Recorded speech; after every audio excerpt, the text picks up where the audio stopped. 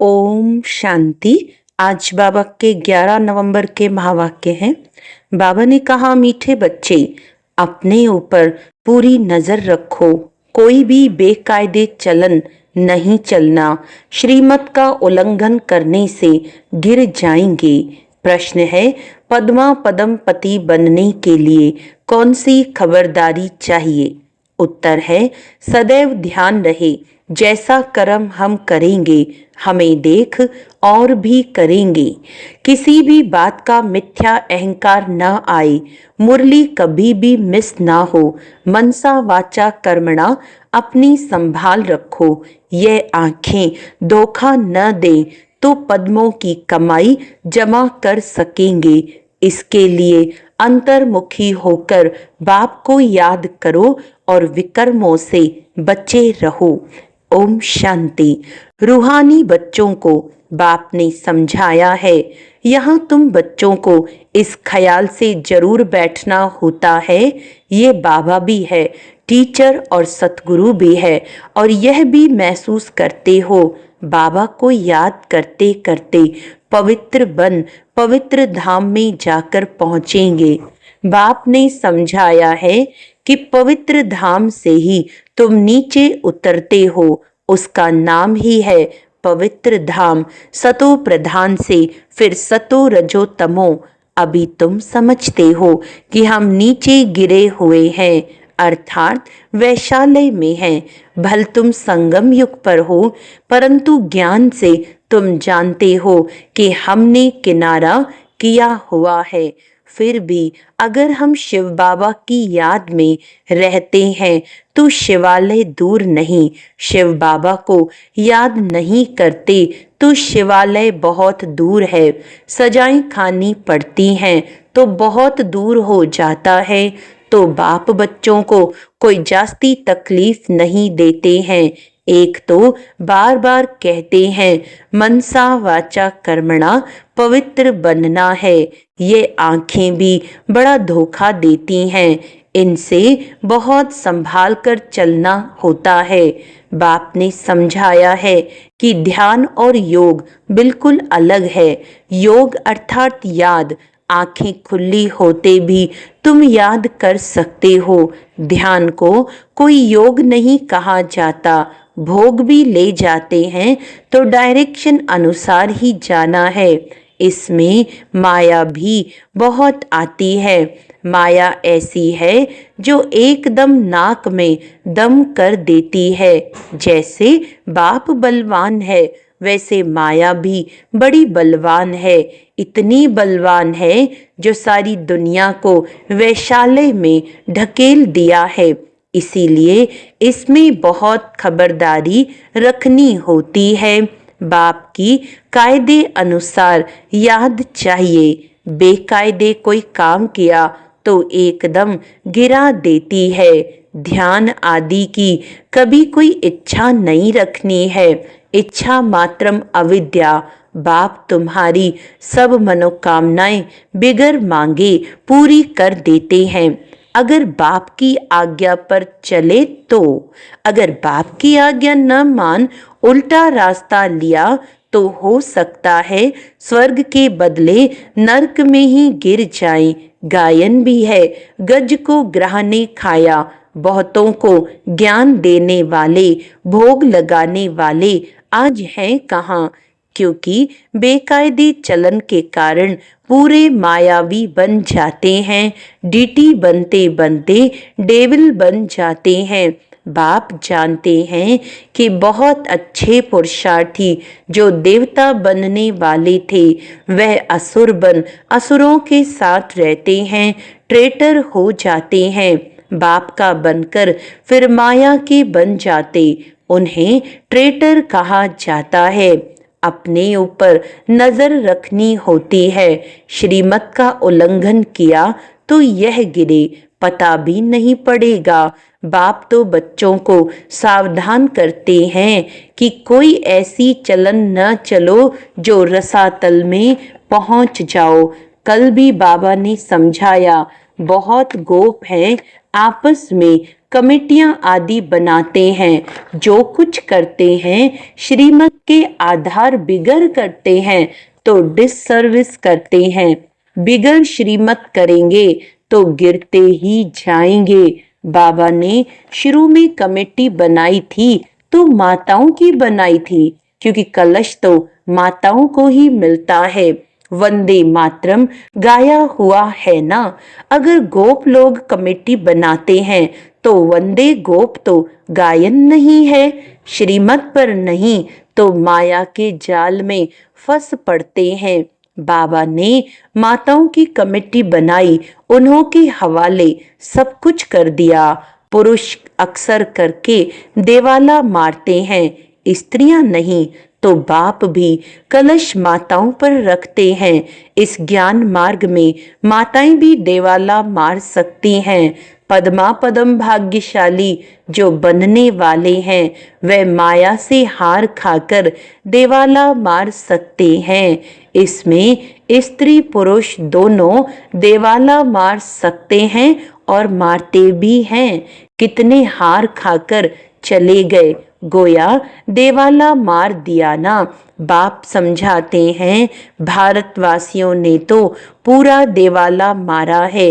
माया कितनी जबरदस्त है जो समझ नहीं सकते हैं हम क्या थे, कहां से एकदम नीचे आकर गिरे हैं। यहाँ भी ऊंच चढ़ते चढ़ते फिर श्रीमत को भूल अपनी मत पर चलते हैं तो देवाला मार देते हैं। वो लोग तो देवाला मारते फिर 5-7 वर्ष बाद खड़े हो जाते हैं। यहाँ तो 84 जन्मों का देवाला मारते हैं, ऊंच पद पा न सके देवाला मारते ही रहते हैं। बाबा के पास फोटो होता तो बतलाते, तुम कहेंगे बाबा तो बिल्कुल ठीक कहते हैं।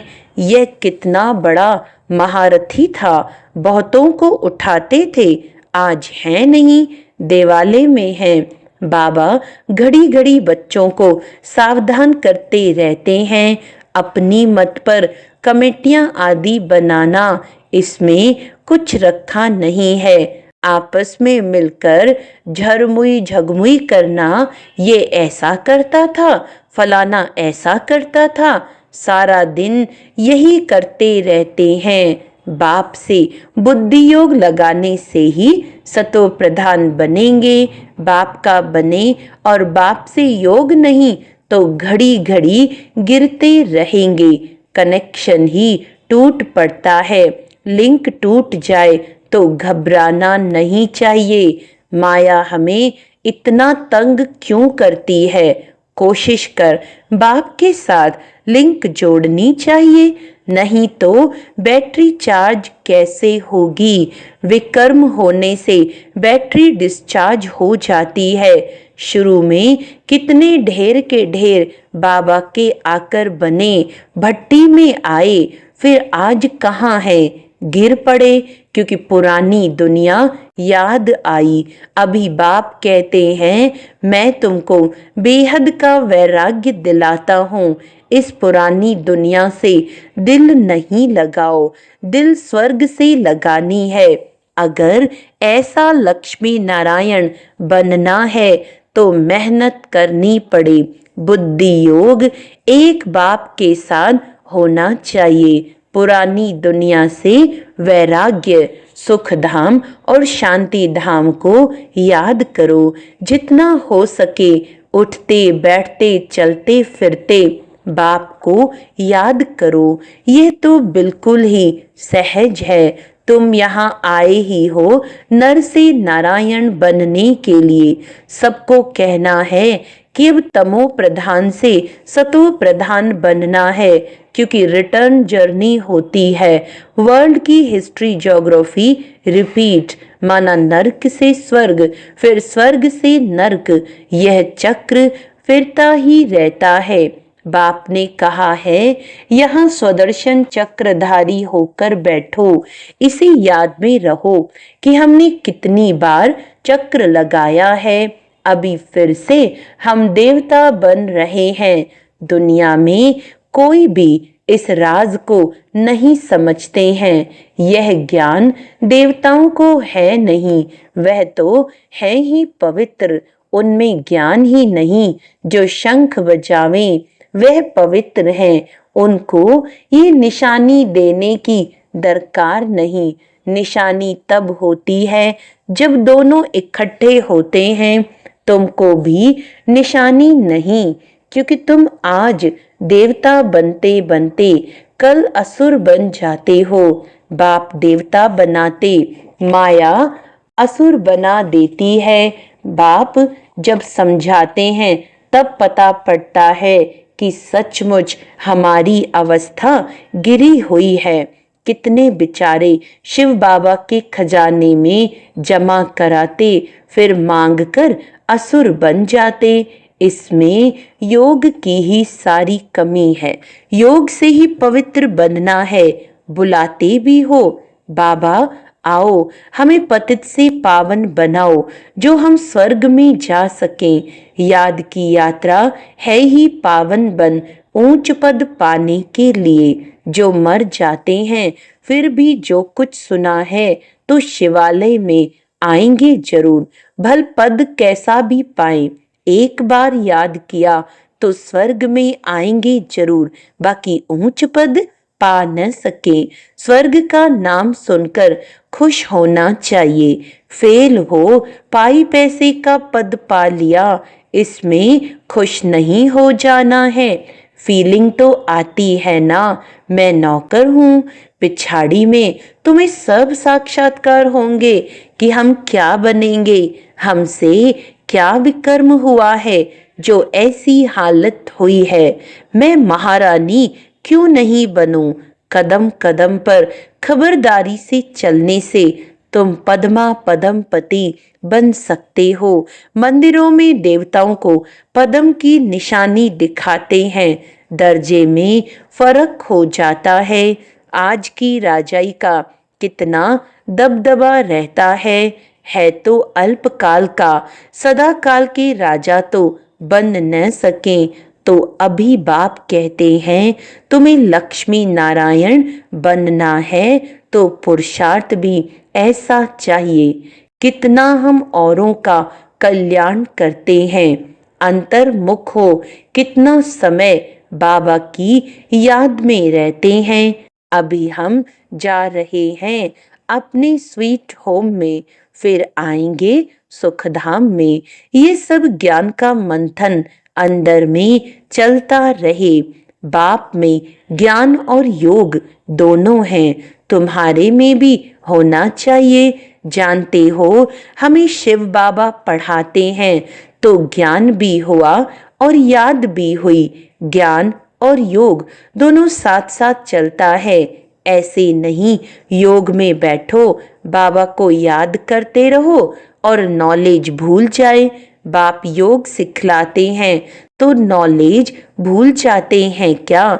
सारी नॉलेज उनमें रहती है। तुम बच्चों में भी नॉलेज होनी चाहिए, पढ़ना चाहिए। जैसे कर्म मैं करूँगा मुझे देख और भी करेंगे। मैं मुरली नहीं पढ़ूंगा तो और भी नहीं पढ़ेंगे। मिथ्या अहंकार आ जाता है तो माया झट वार कर देती है।